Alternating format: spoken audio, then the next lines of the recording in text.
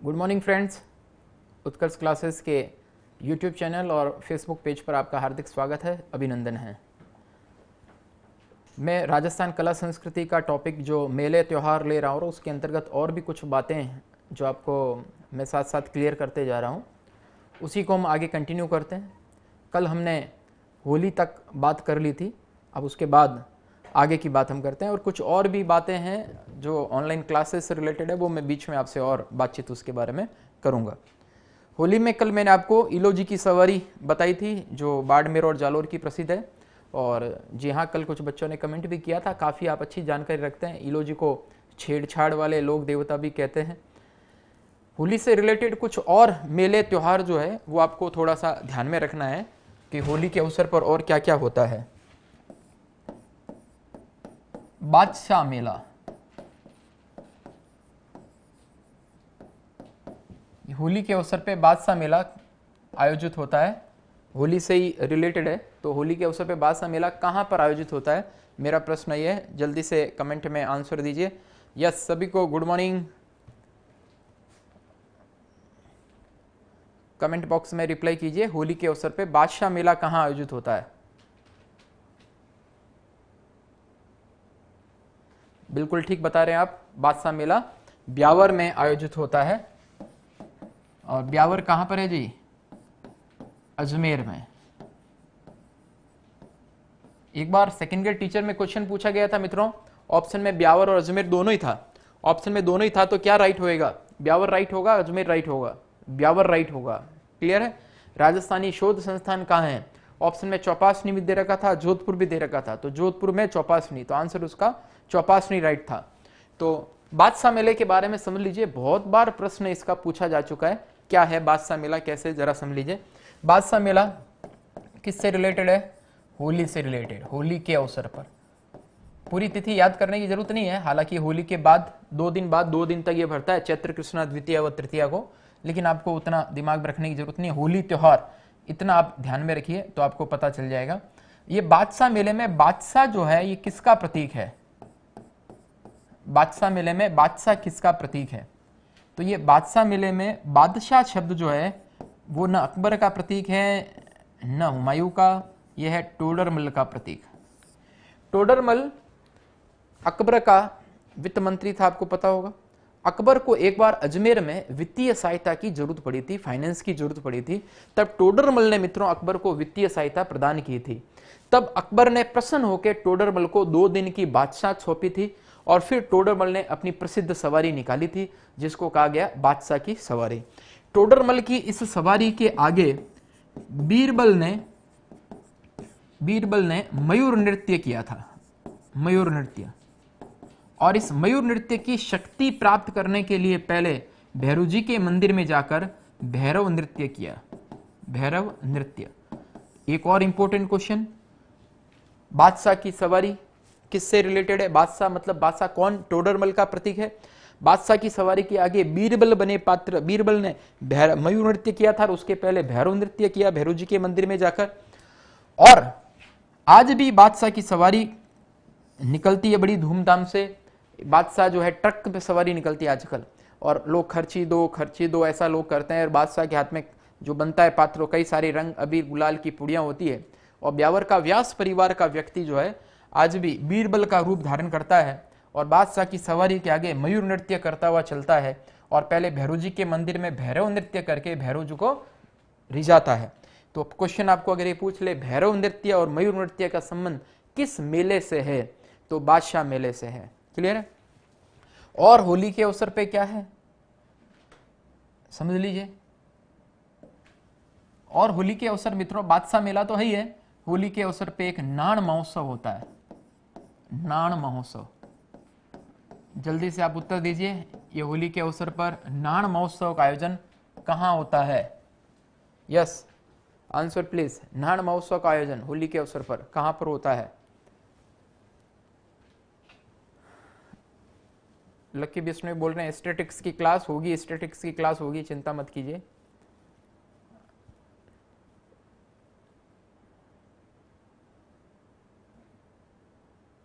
सांगोद कोटा, बिल्कुल ठीक बात बताइए, सांगोद कोटा।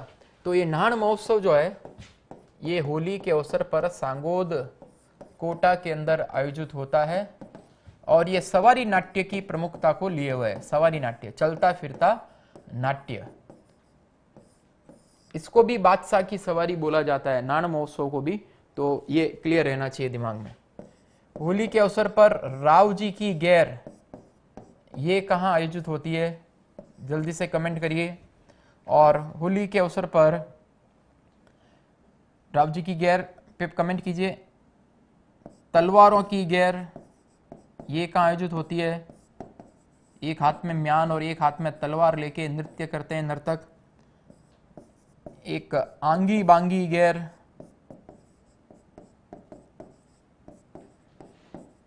आंगी बांगी गैर ये कहाँ की होती है। और चंग गैर, कमेंट बॉक्स में आप जो है ये राव जी की गैर और ऐसा करके आप लिखना सामने। उदयपुर बता रहे हैं, गलत उत्तर है। राव जी की गैर होती है मंडोर जोधपुर, मंडोर जोधपुर राव जी की गैर।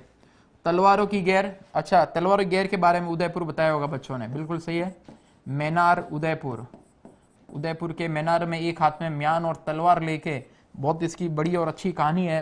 अमर सिंह जो महाराणा प्रताप के पुत्र थे उसके समय की कहानी है, कभी फुर्सत में बात करेंगे।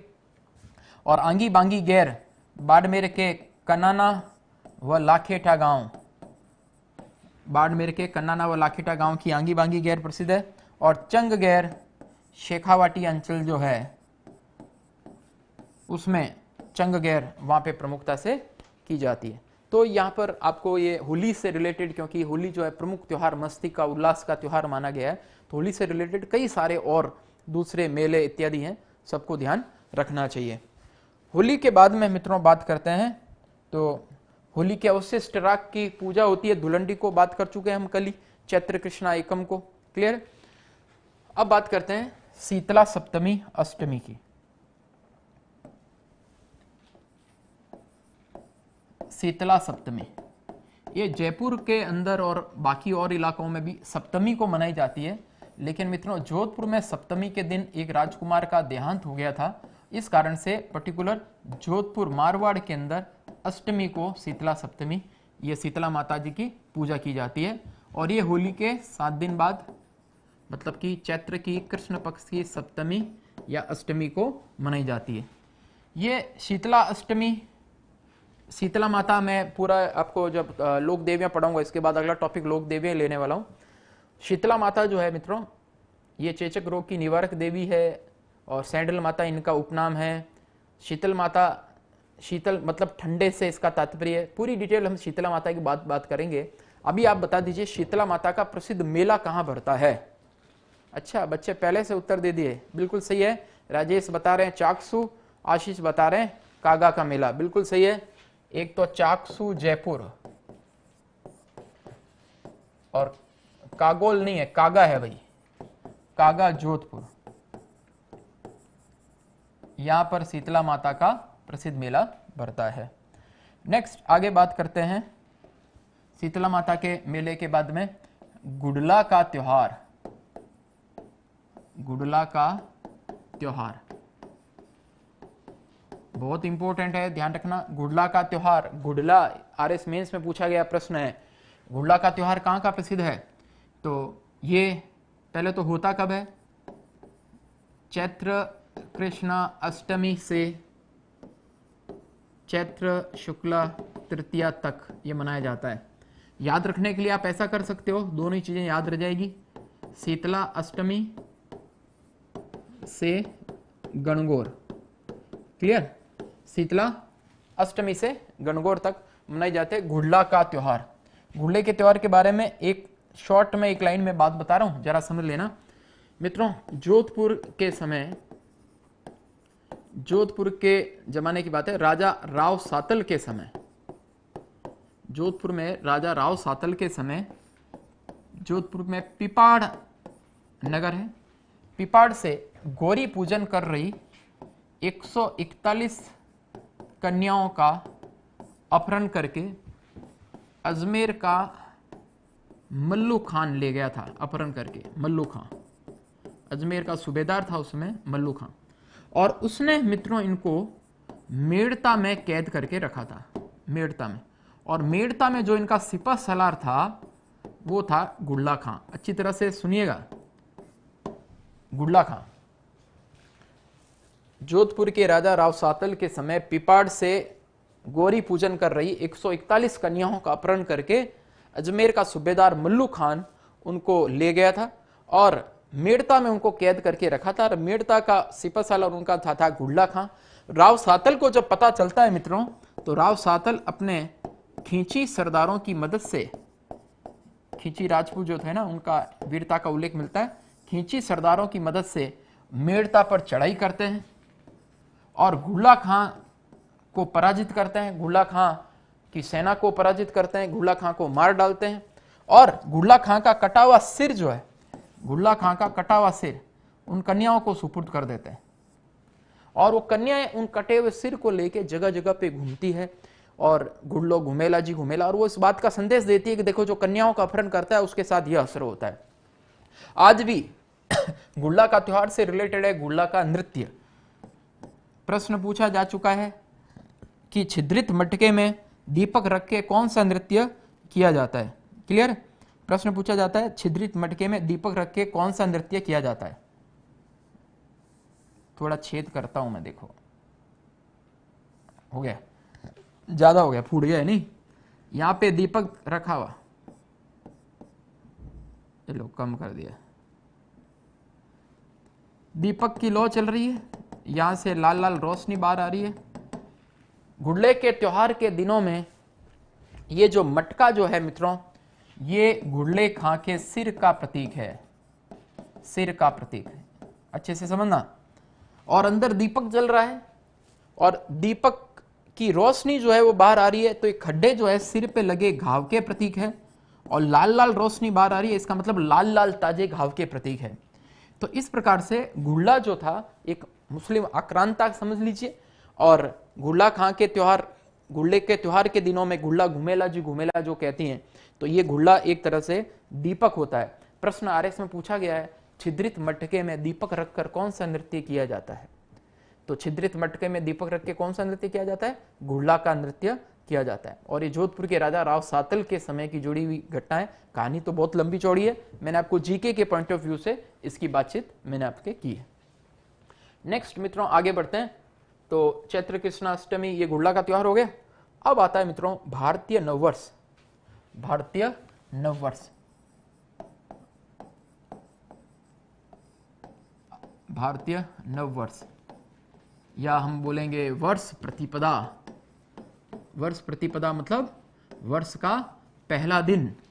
और इसी दिन से आपको पता होगा वासंतीय नवरात्रा प्रारंभ होती है, वासंतीय नवरात्रा प्रारंभ।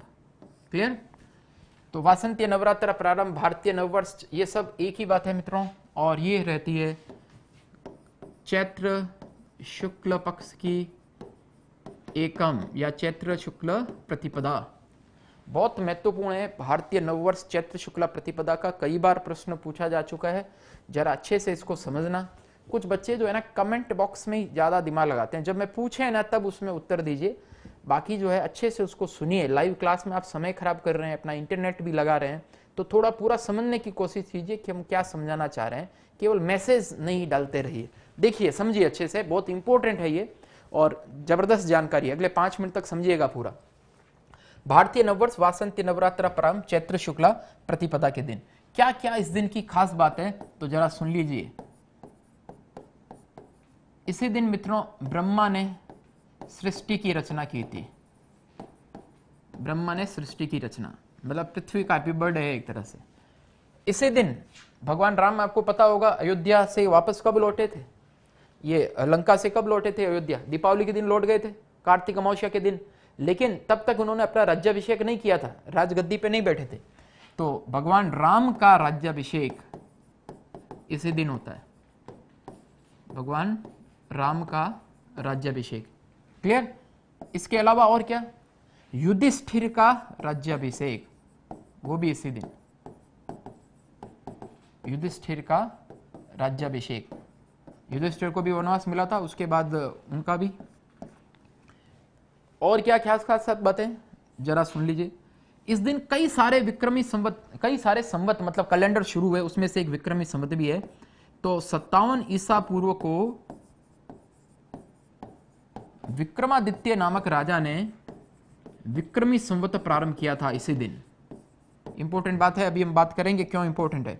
इसी दिन 78 ईस्वी को राजा कनिष्क ने शक संवत प्रारंभ किया था। शक संवत, जिसको कि हम शाके भी कहते हैं, शाके, ये भी इसी दिन। महर्षि दयानंद सरस्वती ने आर्य समाज की स्थापना इस दिन की थी। आर्य समाज की स्थापना महर्षि गौतम जयंती भी, महर्षि गौतम जयंती भी इसी दिन आती है। सिंधियों के देवता बताइए कौन है? वरुण अवतार, झूलेलाल जी का जन्म दिवस, झूलेलाल का जन्म वो भी इसी दिन हुए। सिखों के गुरु अंगद देव का जन्म भी इसी दिन हुआ।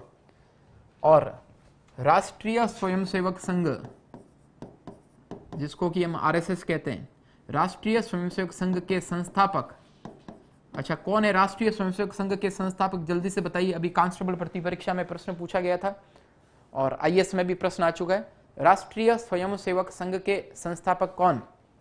जल्दी से उत्तर दीजिए। राष्ट्रीय स्वयंसेवक संघ के संस्थापक कौन है?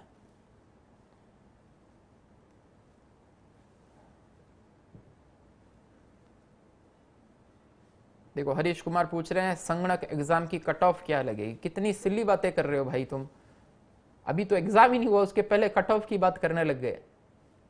परीक्षा का पेपर क्या रहा, कितने लोगों ने परीक्षा दी,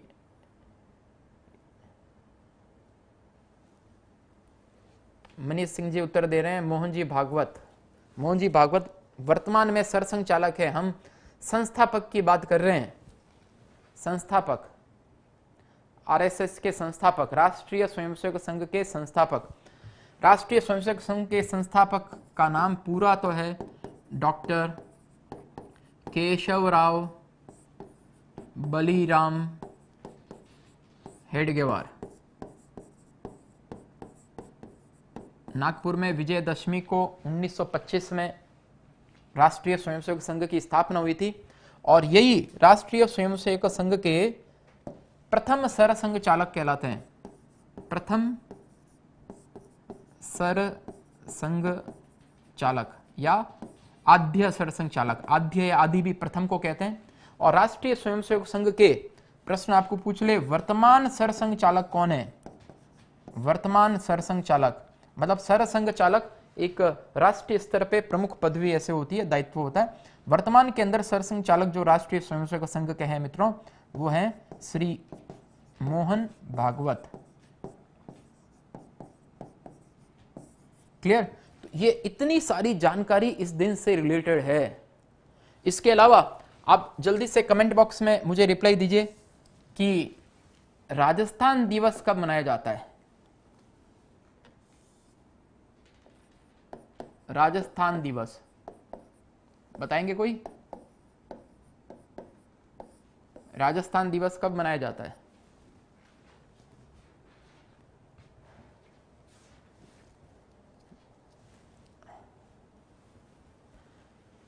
तीस मार्च। प्रीति ने आंसर दिया है सबसे पहले, वेरी गुड।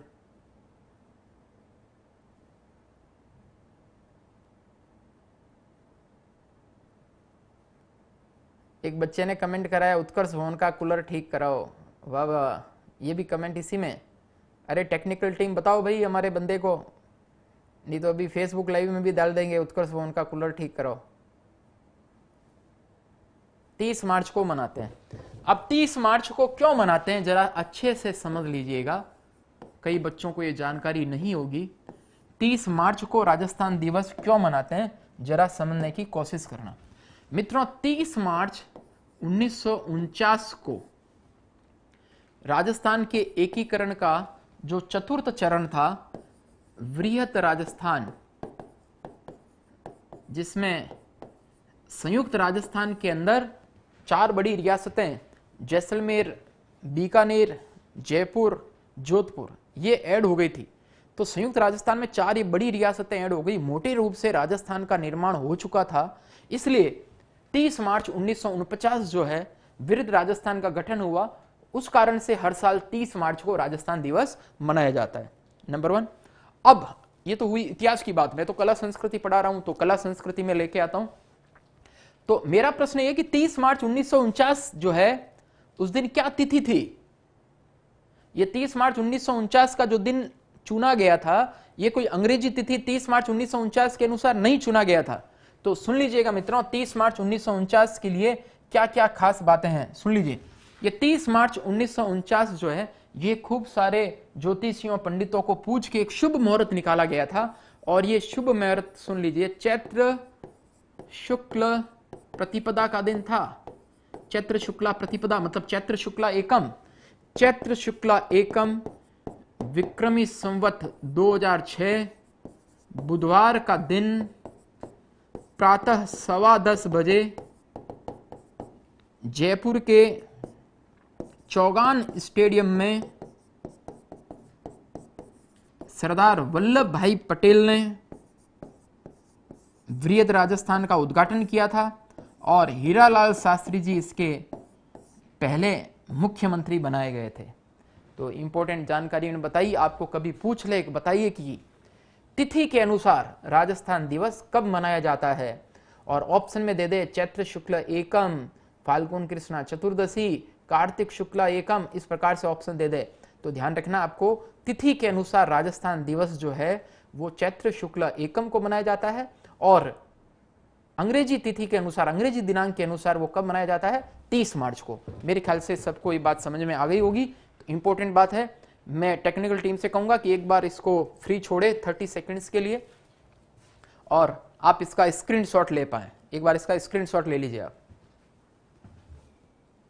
स्क्रीनशॉट ले लीजिए।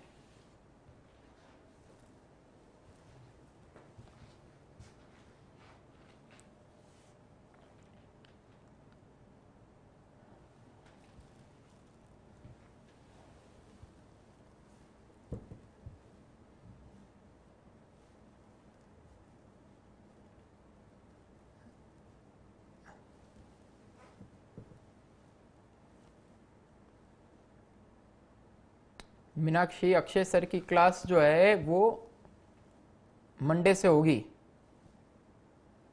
वो 2 दिन बाहर गए हुए हैं घूमने के लिए।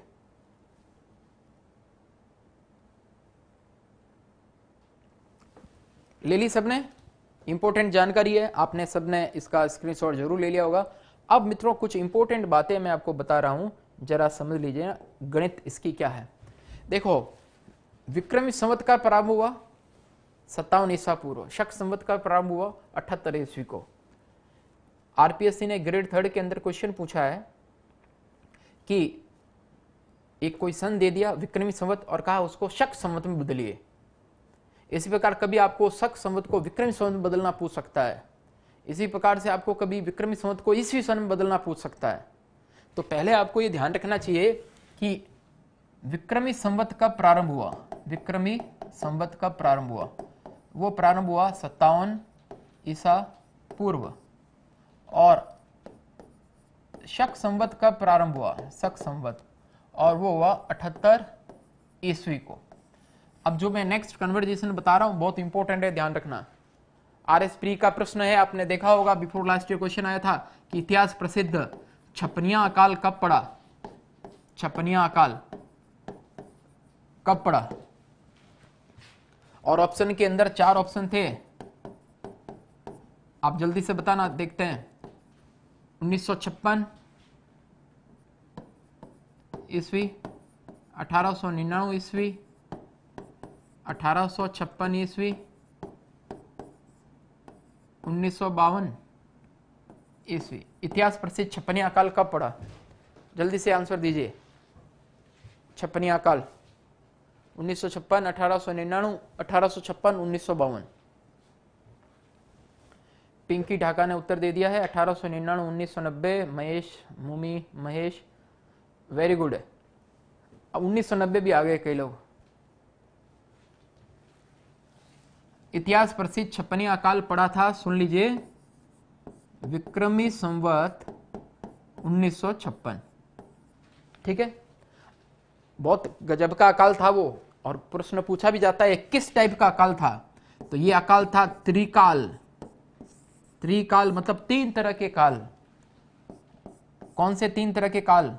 जब लोगों को खाने के लिए अन्न नहीं हो, पीने के लिए पानी नहीं हो, और पशुओं के चरने के लिए तिनका तक नहीं हो, चारा भी नहीं हो, तो अन्न, जल और तिन, तीनों प्रकार का जो काल होता है उसको मित्रों कहते हैं त्रिकाल।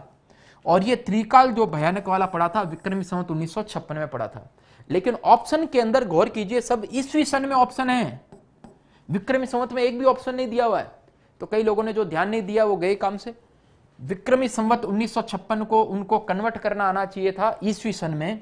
तो मित्रों विक्रमी संवत 1956 को ईस्वी सन में कन्वर्ट करने के लिए इसमें से 57 वर्ष घटाना था, क्योंकि 57 ईसा पूर्व को ईस्वी सन प्रारंभ हुआ था, ये विक्रमी संवत प्रारंभ हुआ था। तो ये घटाते तो आता 1899। तो 1899 ये आपका सही उत्तर था। ये जिसने कर लिया उसका आंसर सही था। तो अब कुछ मैं कन्वर्जेशन जो बता रहा हूं जरा समझने की कोशिश कर लीजिए कि मैं क्या बताना चाह रहा हूं। देखिए, विक्रमी संवत 57 ईसा पूर्व को प्रारंभ हुआ, शक संवत या साके 78 ईस्वी को प्रारंभ हुआ। क्लियर? विक्रमी संवत 57 ईसा पूर्व का हो गया, इसका मतलब ईस्वी सन और विक्रमी संवत में से बड़ा कौन हुआ? ईस्वी सन और विक्रमी संवत से बड़ा कौन हुआ? विक्रमी संवत हुआ। तो विक्रमी संवत बड़ा है, ईस्वी सन छोटा है। मान लीजिए कि आपका बड़ा भाई जो है आपसे 5 साल बड़ा है, तो आपके बड़े भाई की उम्र में से 5 साल घटाओगे तो आप छोटे भाई की उम्र आपकी आ जाएगी, और आपकी उम्र में 5 साल जोड़ोगे तो बड़े भाई की उम्र आ जाएगी। क्लियर है ना? तो यहां पर बड़ा भाई कौन है, विक्रमी संवत या ईस्वी सन? तो जाहिर सी बात है 57 ईसा पूर्व को प्रारंभ हुआ, तो विक्रमी संवत बड़ा भाई है। कितना बड़ा भाई है? 57 साल बड़ा है। तो ध्यान रखिए, कुछ बच्चों को नहीं भी पता होगा तो बता देता हूं। विक्रमी संवत चूंकि 57 साल बड़ा है, तो विक्रमी संवत में से 57 वर्ष घटा दीजिए। विक्रमी संवत 57 साल घटा देंगे तो वो ईस्वी सन बदल जाएगा, और छोटे में वापस जोड़ दो, ईस्वी सन के अंदर वापस 57 वर्ष जोड़ दो तो वह विक्रमी संवत में बदल जाएगा। ये पहला कन्वर्जेशन समझ में आ गया होगा सबको। अब शक संवत प्रारंभ हुआ 78 ईस्वी को।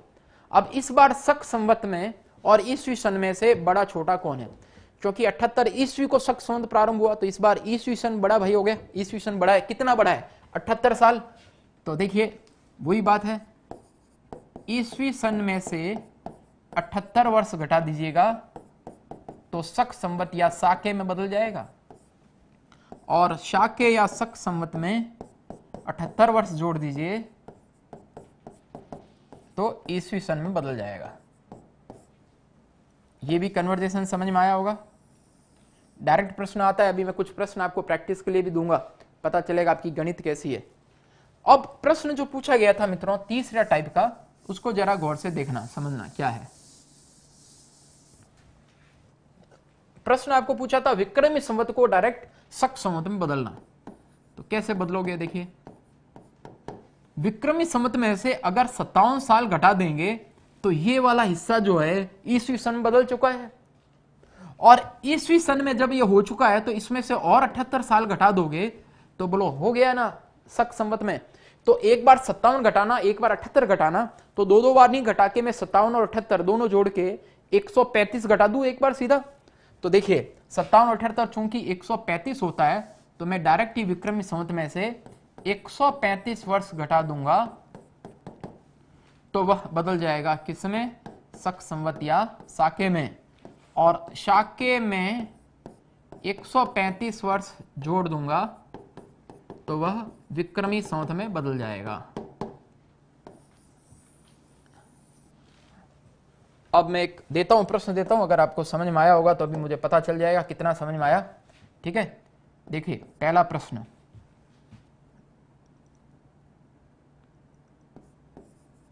उन्नीस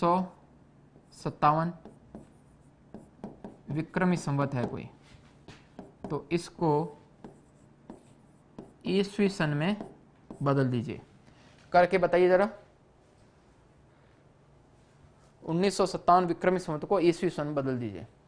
कुछ बच्चे अभी राजस्थान स्थापना दिवस का ही उत्तर दे रहे हैं। भाई थोड़ा सा आगे ले लो, वीडियो को आगे ले लो।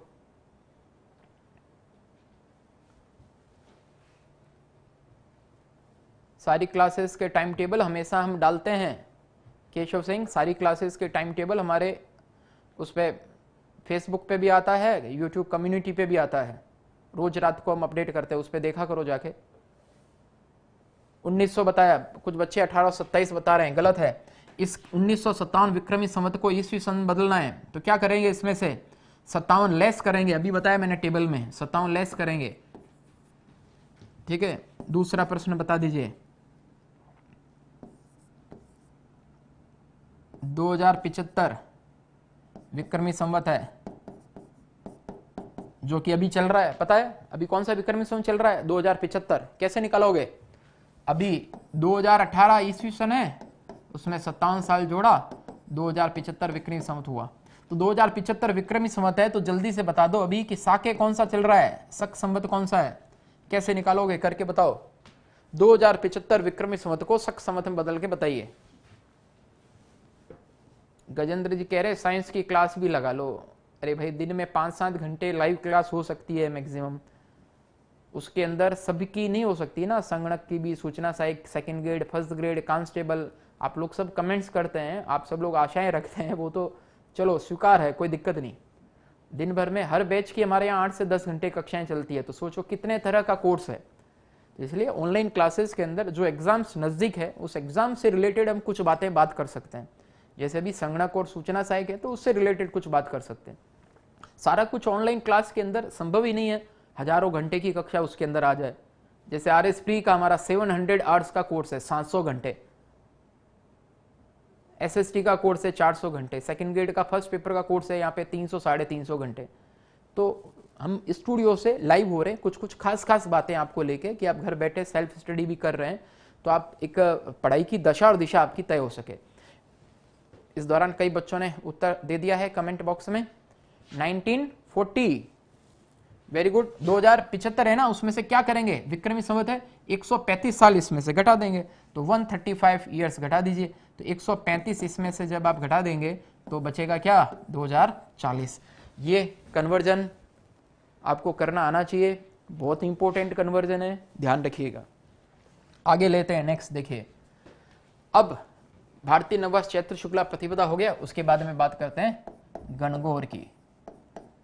गणगौर, और ये गणगौर कब, चैत्र शुक्ल पक्ष की तृतीया। ये गणगौर में गण जो है वो शिव का प्रतीक है और गौर गौरी अर्थात पार्वती का प्रतीक है। इस दिन ईसर व गवर जी की प्रतिमा गाजे बाजे के साथ विभिन्न रियासतों से निकलती है। हर रियासत में निकलती है। जयपुर और उदयपुर की थोड़ी खास है। RTDC का होटल है गणगौर नाम से, जयपुर के अंदर है, वो भी आपको पता होना चाहिए क्योंकि गणगौर का उत्सव जयपुर का सबसे खास माना गया है। और चैत्र शुक्ला तृतीया के दिन ये जो गणगौर का त्योहार होता है, जैसे मैंने पहला दिन बताया था, तीज त्योहारा बावड़ी ले डूबी गणगौर, तो त्योहारों का समापन एक तरह से गणगौर से माना जाता है। हालांकि इसके बाद में भी त्योहार है, मैं चर्चा करूंगा लेकिन उक्ति ये लोक प्रचलित है। जैसलमेर में चैत्र शुक्ला तृतीया के दिन बीकानेर के एक राजा ने हमला किया था, पूरी डिटेल आप इतिहास के अंदर पढ़ेंगे। इस कारण से मित्रों जैसलमेर के अंदर चैत्र शुक्ला चतुर्थी को गणगौर मनाई जाती है। जैसलमेर में गणगौर कब, चैत्र शुक्ला चतुर्थी को। और जैसलमेर के गणगौर के चलते जुलूस में से आक्रमण करके उस समय ईसर जी की मूर्ति को उठाकर ले गए थे, और इसलिए जैसलमेर के अंदर जो गणगौर का उत्सव होता है उसमें केवल गंवर जी की ही प्रतिमा होती है, गंवर जी की प्रतिमा होती है। एक प्रश्न पिछली बार RSP में आया था कि गुलाबी गणगौर कहां होती है, गुलाबी गणगौर कहां आयोजित होती है। जल्दी से कमेंट बॉक्स में प्रश्न डालिए, गुलाबी गणगौर कहां होती है, गुलाबी गणगौर।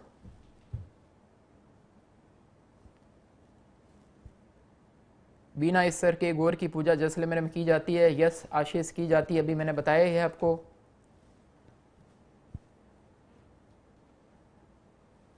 मुकेश सर की सांख्यिकी क्लास की बहुत मांग हो रही है भाई। टेक्निकल टीम वाले आज बीच में 1 घंटा जब भी फ्री हो मुकेश सर की क्लास रखो। हाँ भाई राकेश, कह दिया मैंने बस, क्योंकि संगणक का एग्जाम है 5 तारीख को, इसलिए आपकी फरमाइश पूरी की जाएगी। आज 1 घंटे की संगणक की क्लास रखेंगे, इंपॉर्टेंट क्वेश्चन सॉल्व कराएंगे। मिक्स में आंसर आ रहा है। हाँ, काफी बच्चों ने सही उत्तर दिया है। नाथद्वारा की गुलाबी गणगौर प्रसिद्ध है और चैत्र शुक्ला पंचमी के दिन गुलाबी वस्त्र पहन के, और ये गणगौर का उत्सव, गुलाबी साफा और गुलाबी ओढ़नी, तो ये गुलाबी गणगौर वहां का प्रसिद्ध है। क्लियर है? उसके बाद में बात करते हैं मित्रों केला देवी की अष्टमी। केला देवी की अष्टमी तो क्रम से चल रहा है। अष्टमी है तो चैत्र के शुक्ल पक्ष की अष्टमी को ही होगी। और केला देवी का प्रसिद्ध मंदिर सबको ही पता होगा, करौली के अंदर स्थित है। क्लियर? केला देवी की आराधना में लांगुरिया गीत गाए जाते हैं, जोगनिया नृत्य किया जाता है, पता है सबको। और केला देवी यदुवंशियों की देवी थी। फिर बात करते हैं रामनवमी। रामनवमी चैत्र शुक्ल नवमी, और बाबा झुंझाड़ जी लोक देवता हुए, उनका भी जन्म दिवस इसी दिन पड़ता है, भगवान राम के जन्म दिवस के दिन। तो रामनवमी आप सबको ध्यान रखना है। भगवान महावीर जयंती, महावीर जयंती, जैन धर्म के 24वें तीर्थंकर हुए हैं भगवान महावीर स्वामी। और मंदिर इनका पता ही होगा सबको, श्री महावीर जी, हिंडौन सिटी करौली। श्री महावीर जी जगह का नाम ही हो गया, ध्यान रखना, हिंडौन सिटी करौली में। और ये चैत्र शुक्ला त्रयोदशी, 13 के दिन ये आती है। क्लियर है? और महावीर जयंती, उसके बाद में मित्रों हनुमान जयंती। हनुमान जयंती ये आती है चैत्र पूर्णिमा के दिन। चैत्र पूर्णिमा, हनुमान जयंती। हनुमान जी के कई खास खास मंदिर है। सालासर बालाजी का मंदिर पता ही है, चूरू के अंदर। हनुमान जयंती के दिन कौन से लोक संत का भी जन्म दिवस मनाया जाता है? जल्दी से उत्तर दीजिए। हनुमान जयंती के दिन और किसकी जयंती होती है? हनुमान जयंती के दिन और किसकी जयंती होती है?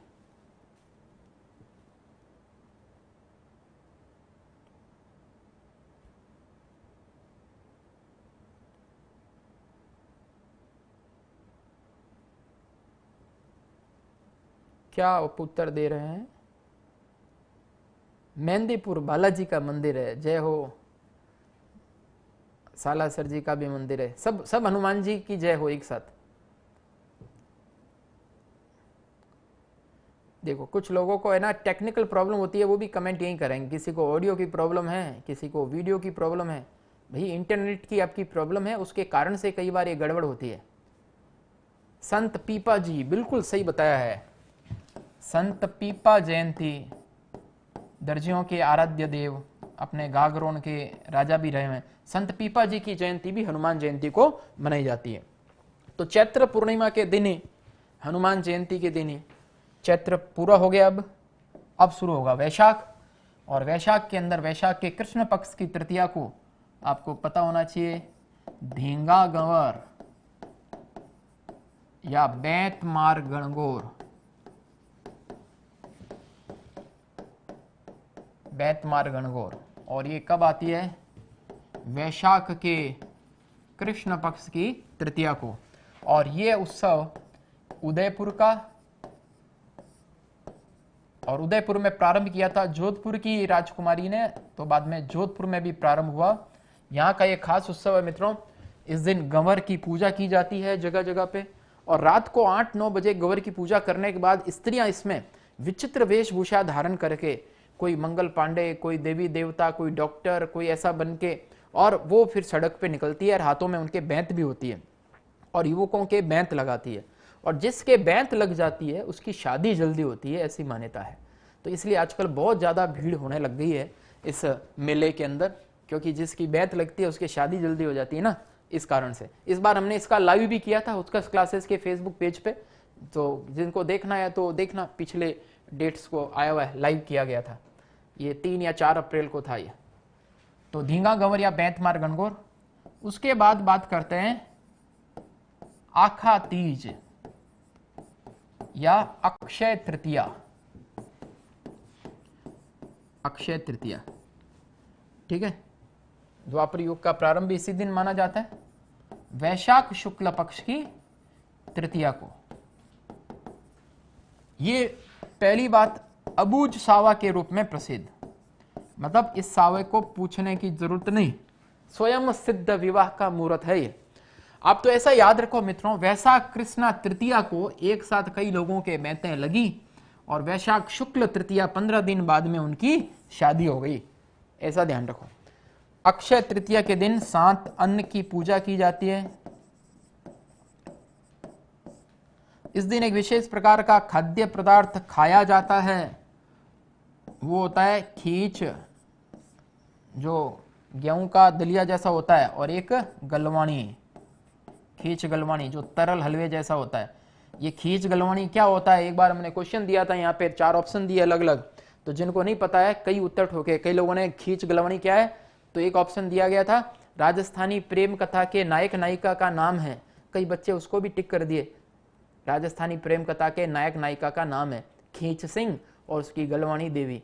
तो ऐसा नहीं है, खींच और गलवानी जो है वो खाद्य पदार्थ है, पकवान है, याद रखिएगा। ओके, तो ये वैशाख कृष्णा तृतीया, वैशाख शुक्ल तृतीया, दोनों याद रखना। उसके बाद बात करते हैं वैशाख पूर्णिमा की। वैशाख पूर्णिमा, तो वैशाख पूर्णिमा के बारे में जल्दी से कुछ कुछ बातें कर लेते हैं। आज ये छोटा सा बचा है टॉपिक, आज उसको पूरा करते हैं। बुद्ध पूर्णिमा इस दिन आती है, वैशाख पूर्णिमा के दिन। दूसरा, वैशाख पूर्णिमा के दिन ही गरासिया जनजाति का मेला भरता है, गरासिया जनजाति का कुंभ माउंट आबू सिरोही में, पता ही आप सबको, माउंट आबू सिरोही में, सिरोही की आबू और पिंडवाड़ा तहसील में सर्वाधिक मात्रा में गरासिया जनजाति के लोग निवास करते हैं। तो बुद्ध पूर्णिमा, गरासिया का मेला, माउंट आबू सिरोही आप नोट कर लेना।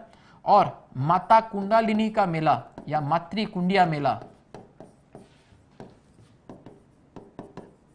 माता कुंडालिनी एक कुंड है यहाँ पे जहाँ परशुराम जी अपने माता की हत्या कर दिए थे, तो उसके पश्चात भगवान शिव की आराधना किए थे और भगवान शिव ने यहाँ पे कुंड का निर्माण किया और वहां पे डुबकी लगा के परशुराम जी माता की हत्या के अभिशाप से मुक्त हुए थे।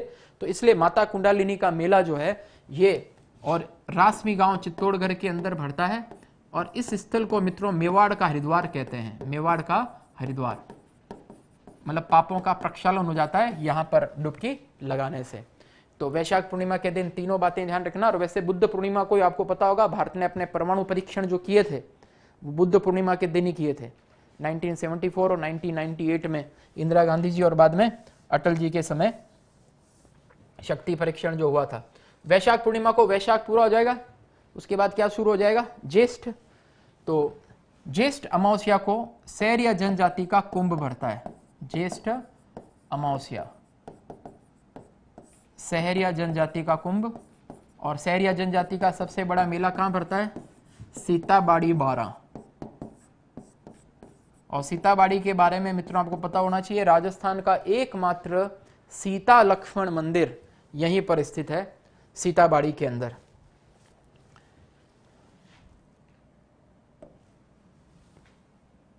गंगा दशमी या गंगा दशहरा, गंगा नदी को धरती पे लाने का श्रेय किसको जाता है, भगीरथ को। तो वो गंगा नदी धरती पे जो लाए थे वो ज्येष्ठ शुक्ला दशमी के दिन लाए थे। इसके अगले दिन आती है निर्जला एकादशी। एकादशी का वह व्रत जिसमें जल भी ग्रहण नहीं किया जाता है उसको कहते हैं मित्रों निर्जला एकादशी। ये ज्येष्ठ शुक्ल पक्ष की एकादशी को आती है। इस दिन निर्जला एकादशी को व्रत करने पे वर्ष की सभी 24 की 24 एकादशियों का लाभ मिल जाता है व्रत करने का। आपको पता होगा कि पूरे पांचों पांडव, द्रौपदी, कुंती सब जो है एकादशी का व्रत करते थे, हर एकादशी, कृष्ण पक्ष शुक्ल पक्ष दोनों एकादशी। लेकिन भीम व्रत नहीं कर पाता था, बेचारा खाने पीने वाला आदमी था वो। तो एक दिन वेद व्यास जी आए उनके यहाँ, भीम ने अपनी व्यथा बताई कि देखो ये सब व्रत कर करके महान हुए जा रहे हैं, मेरा क्या होगा। तब वेद व्यास जी ने कहा कि देखो तुम ज्येष्ठ शुक्ला एकादशी को एक दिन निर्जल रह के व्रत अगर करते हो तो सभी एकादशियों का पुण्य तुम्हें उस एक एकादशी में मिल जाएगा। तो बहुत खास ये ज्येष्ठ शुक्ला एकादशी है, ध्यान रखना। उसके बाद में मित्रों एक देवशयनी एकादशी है जो मैं पिछली कल बता ही चुका था। आषाढ़ शुक्ला एकादशी को भगवान विष्णु 4 माह के लिए क्षीर सागर में जाकर विश्राम करते हैं। देव उठनी एकादशी कार्तिक शुक्ला एकादशी को पुनः जग जाते हैं। फिर आती है गुरु पूर्णिमा या व्यास पूर्णिमा, गुरु पूर्णिमा या व्यास पूर्णिमा, और ये है आषाढ़ पूर्णिमा। ठीक है, व्यास जी का, वेद व्यास जी का जन्म दिवस है और वेद व्यास जी को सर्वसम्मति से गुरुओं का गुरु माना गया था। आज भी कोई कथावाचक की पीठ होती है तो उसको क्या कहते हैं, व्यास पीठ ऐसा बोलते हैं, पता है सबको। तो ज्येष्ठ आषाढ़ हो गया, और अब श्रावण मास की अमावस्या जो होती है मित्रों उसको कहते हैं हरियाली अमावस्या, हरियाली अमावस्या। श्रावण माह की पूर्णिमा कहलाती है हरियाली पूर्णिमा और श्रावण माह की अमावस्या कहलाती है हरियाली अमावस्या। तो श्रावण अमावस्या,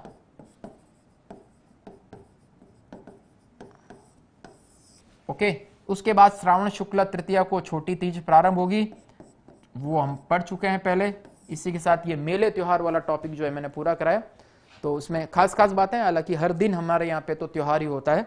तो अभी हमारे 5 मई को आरएस प्रतिभा सम्मान समारोह हमने रखा हुआ है, जिसका फेसबुक यूट्यूब पे लाइव कार्यक्रम भी किया जाएगा, लाइव टेलीकास्ट किया जाएगा। तो उसकी तैयारियों में मैं थोड़ा व्यस्त रहूँगा। तो मैं वापस आर्ट कल्चर के नेक्स्ट टॉपिक लेके आपके बीच में फिर से 6 मई से वापस मैं रूबरू होऊंगा। तब तक आपके दूसरी क्लासेस जो हैं, कल से जो शिखा मैडम की जो जियोग्राफी की या करण जीके की जो क्लासेस हैं वगैरह, मैथ की क्लास है, रीजनिंग की है, और मुकेश जी सर अभी सांख्यिकी की क्लासेस जो है वो आपकी लेंगे। अभी संगणक और सूचना सहायक इन दोनों भर्तियों को हमने फोकस किया है और उनके ऊपर हम कुछ कुछ इंपॉर्टेंट मटेरियल दे रहे हैं। मित्रों, कोई भी परीक्षा के 15-20 दिन पहले ही इस प्रकार की लाइव क्लासेस उनके लिए हम इंपॉर्टेंट क्लासेस कर सकते हैं। बाकी सामान्य क्लासेस तो जैसे रीजनिंग है, मैथ है, राजस्थान का जीके है, कुछ कुछ पॉलिटी है, हिस्ट्री है, ये चलता रहेगा।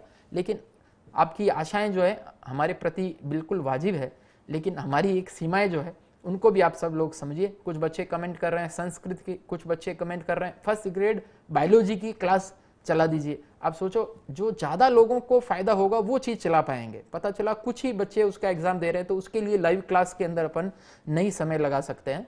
तो इसकी थोड़ी सी सीमाएं आप लोग समझेंगे। इन लाइव क्लासेस का आप एंजॉय कर रहे हैं। उत्कर्ष में जो नए बैचेस की जानकारी है वो प्लीज़ कमेंट बॉक्स में न पूछ के, हमारा इतना एडवर्टीजमेंट और फेसबुक वगैरह पे सब जगह पे उसके कॉन्टैक्ट नंबर आ रखे हैं, हमारे कॉल सेंटर पे आप उसके लिए संपर्क करिए। पढ़ते रहिए सब लोग, best of luck, thank you so much. Click on the subscribe button to subscribe to our channel. Press the bell icon on the YouTube app and never miss another update.